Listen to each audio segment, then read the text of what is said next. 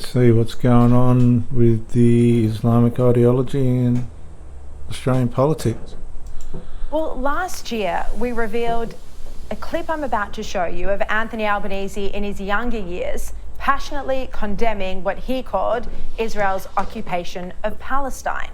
Now, as you can see, he yells into a microphone at a pro-Palestinian protest. Have a look. The response of Israel has been to meet children throwing rocks with helicopter gunships, with tanks and with missiles. Now, according to far-left news site Crikey, the clip that we broadcast was of Albanese at a pro-Palestinian protest during the Second Intifada in October 2000. And Anthony Albanese was not a student, but already a politician. Now, Crikey, coming at this issue from a completely different perspective to us on Sky News, ran a report on Saturday that Albanese attended that protest outside the US consulate and that both American and Israeli flags were burned. They reported, and I quote, "At Martin Place, where the US consulate was located at the time, a group of some 20 men broke from a 2,500-strong crowd of protesters and tried to storm the building," news agency AFP reported. Sections of the crowd chanted slogans calling for a pan-Arab jihad, or holy war, to push the Israelis out of disputed lands. Despite appeals from their leaders for calm, a group of about 50 protesters set fire to Israeli and US flags. The story added chants of free Palestine and God is great drowned out several speakers, including an Australian Member of Parliament. And they say that was Albanese. This is quite explosive because it explains why Albanese has been so reluctant to unequivocally condemn the aggressive protests we've seen. It explains why he didn't come out swinging in defence of the Jewish community after the Opera House protests on October 9, when, as you know, the mob chanted, "Where's the Jews?" and worse, and burned flags, while police told Jews to stay at home. And Jews were meant to be attending a vigil for the terror attacks at the Opera House that very night, with the sails lit blue and white. And now we learn that Albanese, as an MP, not a student, was at a protest during the Second Intifada where God is great was chanted and flags were burned. I've played this clip many times, but now Crikey has tracked down the protest where Albanese said it. Have a look again. The response of Israel has been to meet children throwing rocks with helicopter gunships, with tanks and with missiles. Now, Crikey reports that he attended more protests in the next few weeks. This is massive. The Second Intifada, where there were suicide bombings in Israel and serious threats to Jewish institutions in Australia. And Albanese was among the anti-Israel protesters. He was an MP at the time and made similar remarks in Parliament. Palestinians must be given their homeland. The occupation of Gaza, the West Bank and East Jerusalem by the Israelis has created generations of oppressed people. While many Israelis continue to demonise all Palestinians as terrorists, Palestinians experience Israelis as occupiers and employers of cheap labour, interrogators and jailers.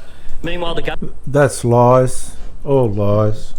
The government of Israel continues to allow fundamentalists to build illegal settlements on Palestinian land. Let's bring in now Shadow Home Affairs Minister James Paterson. James, I think this revelation is extremely significant. What do you think? I completely agree with you, Shari. Most Australians probably assumed that the Prime Minister's response, inadequate response since the 7th October of rising anti-Semitism in our country, was just due to the fact that he's a weak Prime Minister. But actually, I think what you've demonstrated is that deep down he has hatred for Israel, a deep-seated hatred which goes back decades. And what we're seeing here is that secret hatred bubbling to the surface and manifesting in his policies today. I think he's the most anti-Israel Prime Minister we have ever had in this country, at least since the establishment of the State of Israel in 1948. And no wonder he has failed to rally to the Jewish community in its hour of need. No wonder he's abandoned Israel at international forums and in public debate. And no wonder so many Jewish Australians feel so abandoned at this critical time.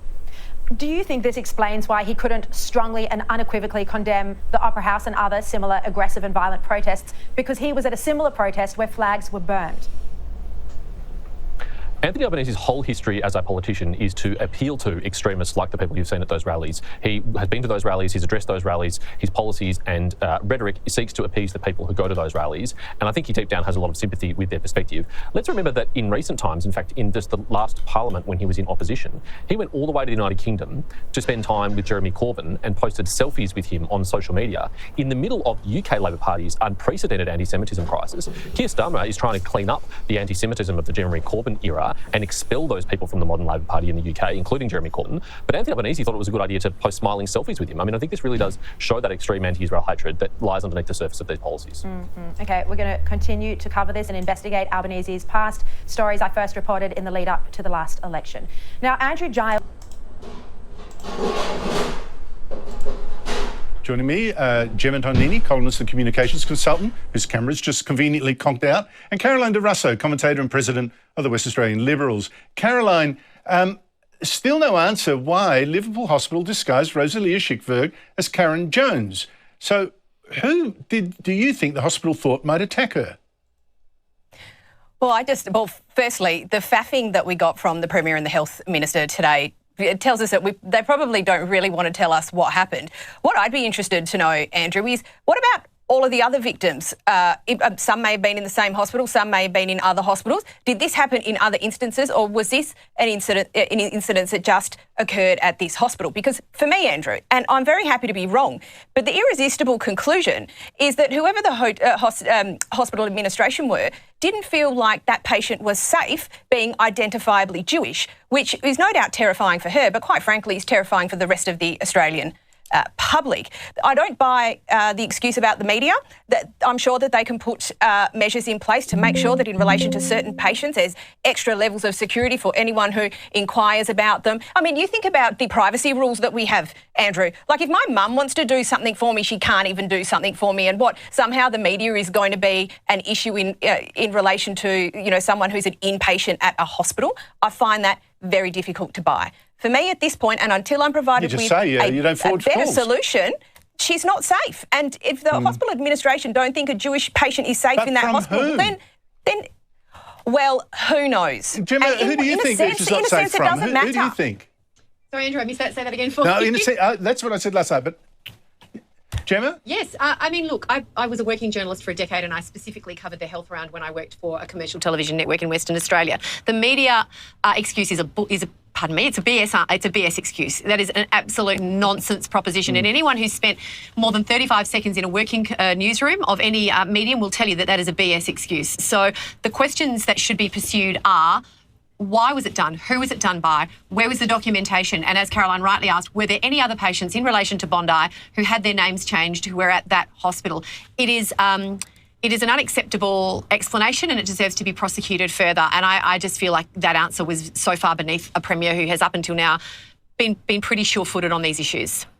Yeah, it is weird why we're not told specifically who. Well, they're worried about Islamic staff, anti-Semitism staff, but they're not willing to say it.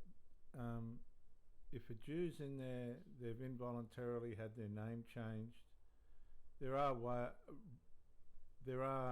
in the Section 8 of the Charter in cases in which they can do that, but in this particular instance where they're concerned about a person's life relative to anti-Semitism, right, anti-Semitism, then the police should be called. And yeah, in this case it's anti-Semitism, the police should be called. Sorry, my volume was down. And that person needs to be guarded. But they changed the person's name but didn't bring any protection or security in. It's completely out of order. Well, it's not weird. It's not weird. It's not weird. It comes to the exact point that former Prime Minister Morrison raised in his speech, tiptoeing around issues. You cannot deal with things unless you confront them and name them. Caroline, talking about that speech of Scott Morrison, what do you think? The idea of having governments oversee and potentially themselves license preachers, Muslim preachers, or force Muslim institutions to do that?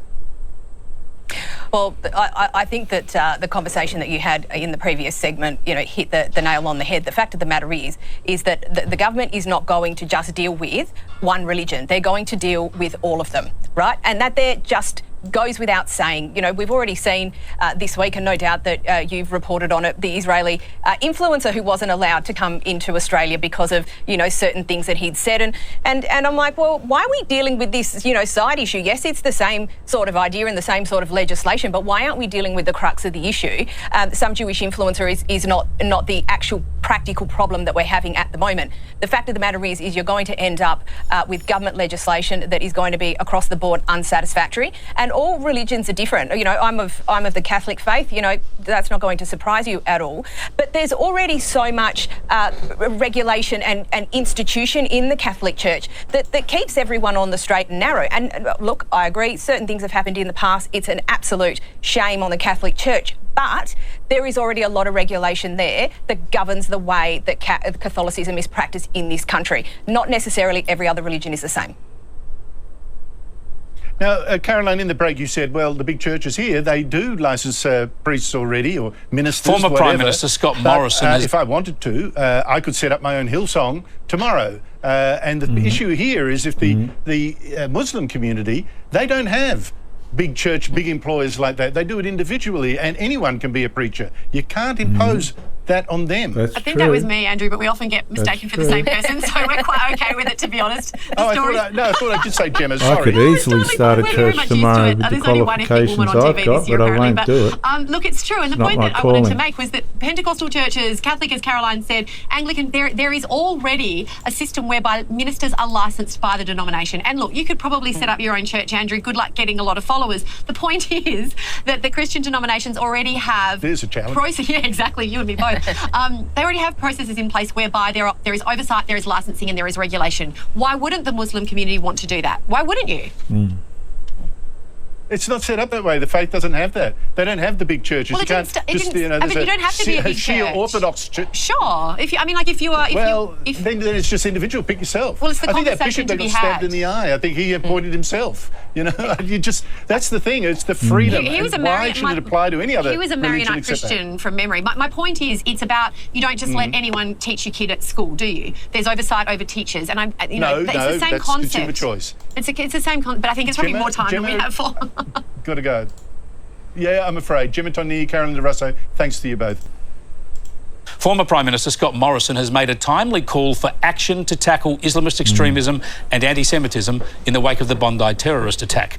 Speaking at an anti-Semitism conference in Israel, Morrison echoed the reality that I've pointed out here for more than 2 years, that the warning signs in Australia were there immediately after October the 7th, 2023. Within 48 hours of October 7, pro-Palestinian protesters gathered at the Sydney Opera House chanting violent anti-Semitic slogans. Regular protests followed in Sydney and in Melbourne over the next 2 years, culminating in an estimated 100,000 people marching across our Sydney Harbour Bridge alongside those calling for globalised intifada, death to Israel Defence Forces, the elimination of the Jewish state from the river to the sea, and even the display of portraits of Iran's supreme leader. As Ayaan Hirsi Ali observed of similar protests in the UK, many participants were compassionate people seeking peace, but they chose to march side by side with those promoting hatred. And making another point that we've made here often, Morrison said that as well as doing too little to quell this hatred, the Albanese government's actions only made it worse. At the policy level, the Albanese Labor government ended 75 years of bipartisan support for Israel by unilaterally recognising Palestinian statehood, a move praised by Hamas itself. In this environment, is it surprising that radicalised Islamists bent on violence convinced themselves their moment had arrived and that another Australian icon, Bondi Beach, should be the scene for their atrocity? Rather than merely criticise, the former PM outlined a policy plan to tackle Islamist extremism, saying we need to learn from how Muslim nations combat radicalisation themselves. Islamic leaders have a pastoral duty to protect their communities from radicalisation. And I believe most take this responsibility very seriously.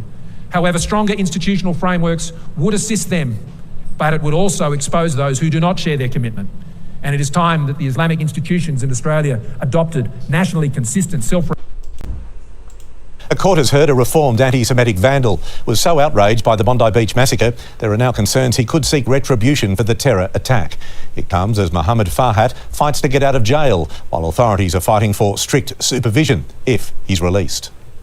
Long before Bondi, this hate-fuelled rampage in Sydney's Jewish heartland left our city on edge. Cars and businesses in Wallara sprayed with anti-Semitic slogans in November 2024. Mohammed Farhat pleaded guilty to the spree, claiming he was manipulated to carry it out in return for drugs and money. But a magistrate found it was inspired by religious and racial hatred. The 21-year-old was jailed for 1 year and 8 months. Islamic ideology again in action.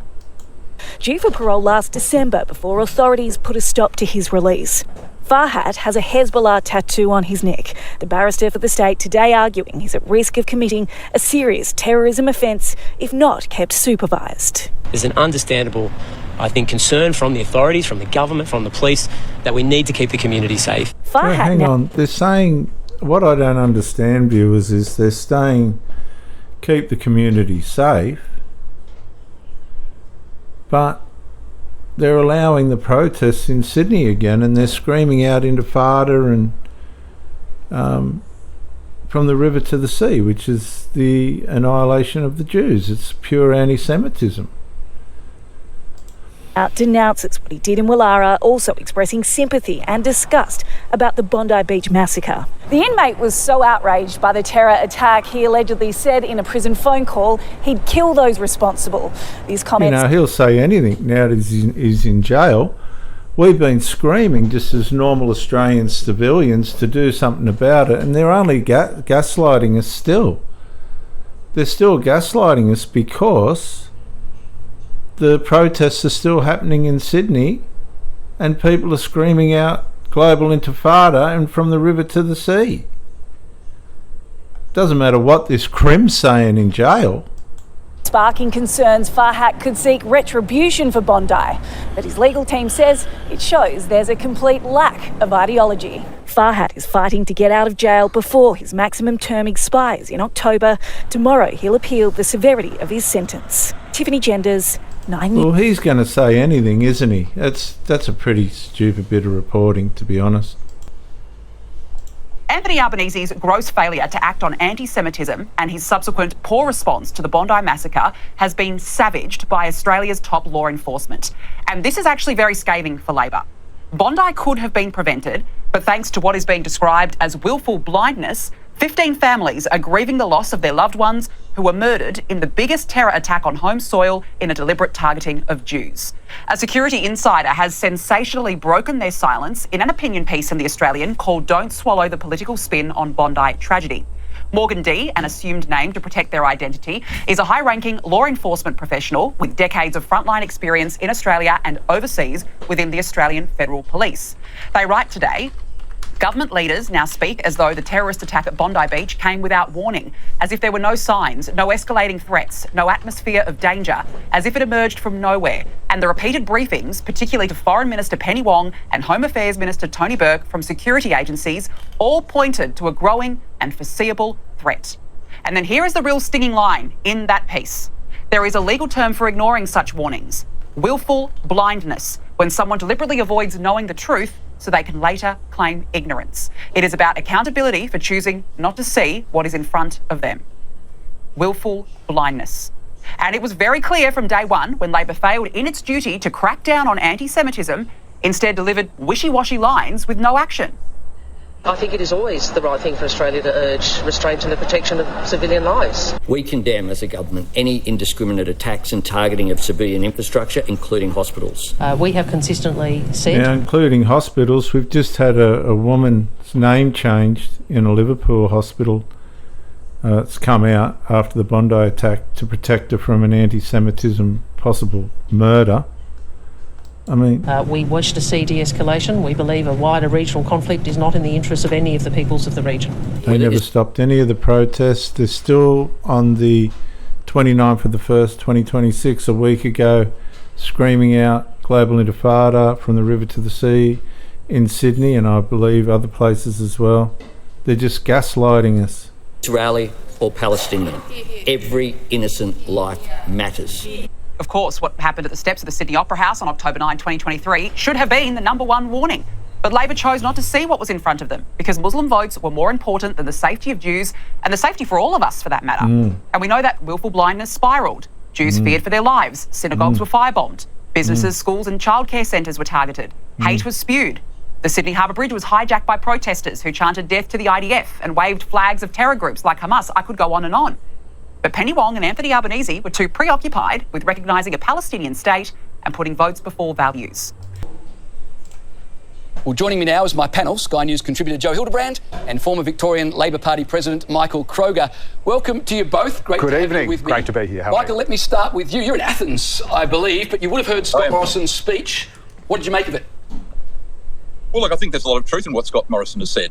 As you correctly pointed out, we've vilified 1 million gun owners for the actions of 2. So, we have a problem with radical Islam in Australia and in the Western world. And that fellow, Pat Conroy, he's utterly delusional. So he's a captive, like the Labor Party is, unfortunately, to a massive number of Muslim voters in a number of inner-city Sydney seats, and he plays up to them. But we don't have a problem with the Hindus. We don't have a problem with other religions in Australia. We do have a problem with radical Islam preachers, hate preachers, demonstrations where we have terrorist symbols calling for the death of Netanyahu, death to the IDF. These are all coming from radical Islam supporters, and I think, And this is still happening on a weekly basis in Sydney after the Bondi attack. Scott Morrison, there's a lot in what he said which is quite relevant. We've got to do something in this country to stop hate preachers, to stop the murder of Jews on Bondi Beach, and Scott Morrison's put forward some very good suggestions. So we've got to stop Islamic ideology in Australia. I would hope the government and the opposition would treat what he said very seriously. Certainly it was treated very seriously yesterday in Israel.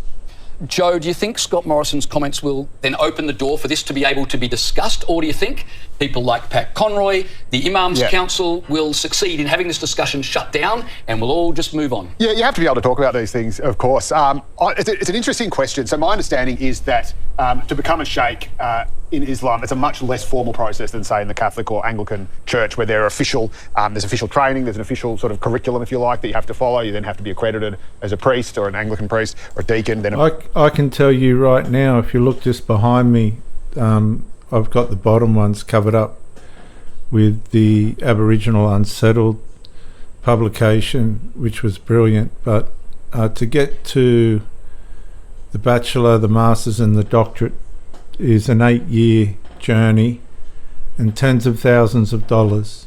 You'll see also there in the corner next to Jesus there with the rich man's son, the hospital course as well. You don't just go waltzing in, I can tell you now. So I don't know what system the Muslims have got. Doesn't sound too difficult. And even with all that training, even with all that education, I still don't feel that I was called to be a preacher in the sense of looking after the flock. I was more the prison outreach, street outreach type.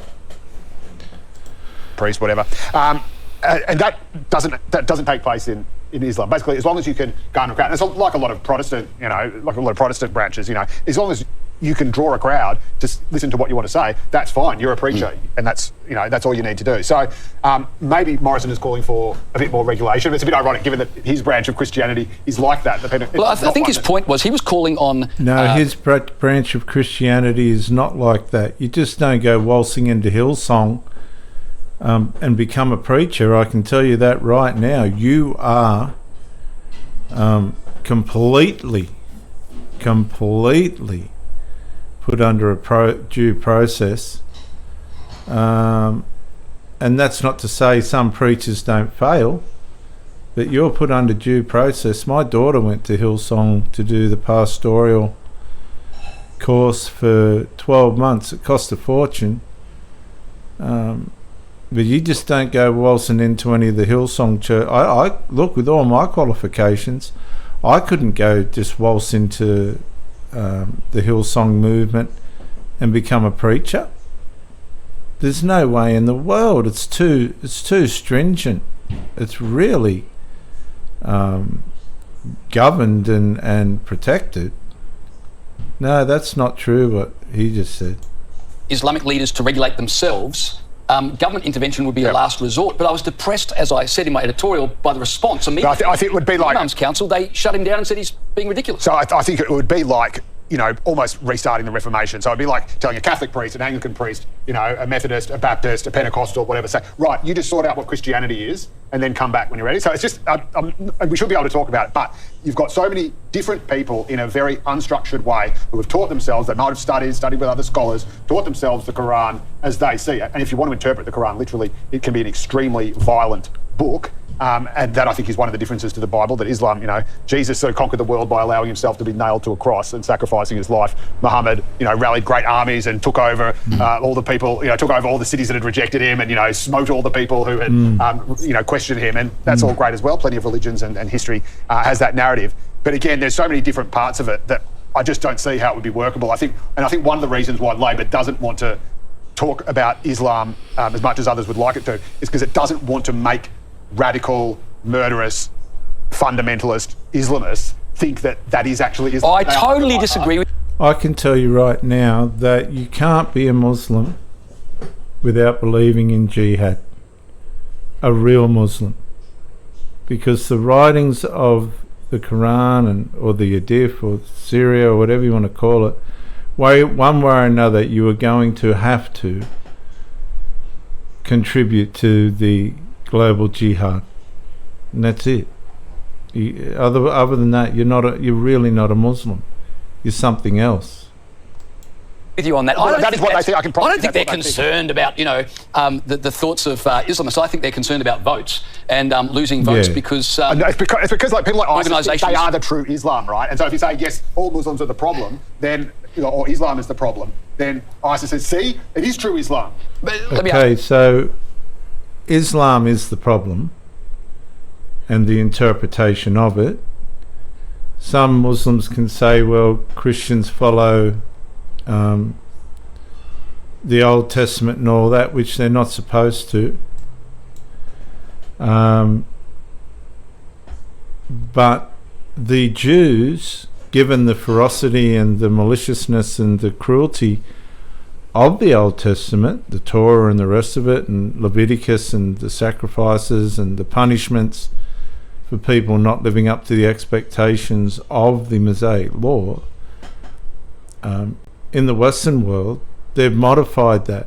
They had to modify it. But don't underestimate the Old Testament and its requirements. They were absolutely malicious. But the Jewish culture, in its sanity, in its development, modified it. Now, to some degree, the Muslims have done that, but not in the extent that the Jews have, because you'll get the Muslims still committing terrorism under unconsciously, because they believe it's what the writings of Islam prescribe, and there's preachers that do encourage it. So it's complicated, really complicated. But you can't be a Muslim in its truest sense without believing in jihad and your necessity to contribute to that. Ask you that, Michael. Do you think that's what the government are worried about, or do you think they're simply worried about votes and they don't want to offend the Muslim community more broadly? The latter, clearly. You know, look, let Joe, seriously. The bottom line here is that Labor are a captive in their branches in Western Sydney. They're full of people of Islamic faith, and that's fine. You know, when we join up people from religions, or ethnic groups, we get accused of ethnic brand stacking or religious brand stacking. No one's been accusing the Labor Party of that, even though we've seen Tony Burke's branches, I think Jason Clare's branches, very heavily Muslim focused, and you know, a number of those electorates, 25 or 30% of them, from an Islamic background, and that's fine. But they certainly have an unprecedented amount of influence on this Labor government, as evidenced by the fact that they issued 3,000 visas to people from Gaza to come to Australia, Palestinians, under pressure from the Muslim voters in those seats. I think we're the second biggest country in the world in terms of issuing visas to people from Gaza. I mean, why Australia was taking them? We know the reason, because Wong and Albanese and Burke are under massive pressure from Muslim voters in Sydney. Very good. All right, let's talk about domestic politics. David Littleproud is heading back. Scott Morrison is calling for stronger and more radical new regulations for extremist Islamic institutions. Speaking at the International Conference on Combating Anti-Semitism, the former Prime Minister suggested governance and regulation of how Islam is practiced. This would include a register of public roles, transparency of teachings and foreign funding, and independent monitoring of safeguarding standards. Some will seek to characterise my remarks as hostile to Australia's Islamic community and even multiculturalism itself, trolling out the usual accusations of Islamophobia. To the contrary, I'm advocating reforms that I believe will help religious leaders in our Islamic community keep the wolves from their flock. Bondi Rabbi Yehoram Ullman was emotional as he told the audience about the lives lost in the December tragedy. It is a voice that will never be heard again. The attack in Bondi took my beloved son-in-law.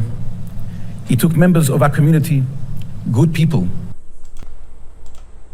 If Islamic leaders have no interest in addressing radical Islam, then we're left to rely on our government. There's a depressing thought. Within hours of Scott Morrison's speech making the news, Senior Government Minister Pat Conroy was echoing Australian National Imams Council talking points. Or were the imams echoing Labor talking points? It's hard to know these days. Why the Liberal Party want to hold almost 1 million Australians responsible for the acts of 2 individuals at Bondi is beyond me. It's another example of them trying to divide Australians. I'll be kind and call Pat Conroy disingenuous rather than a liar. Scott Morrison was not speaking on behalf of the Liberals. Would that he was. He was speaking in his own private capacity. Scott Morrison was not blaming 1 million Australian Muslims for the acts of 2 individuals. He was saying we need to help 1 million Muslims not have their religion corrupted by extremists.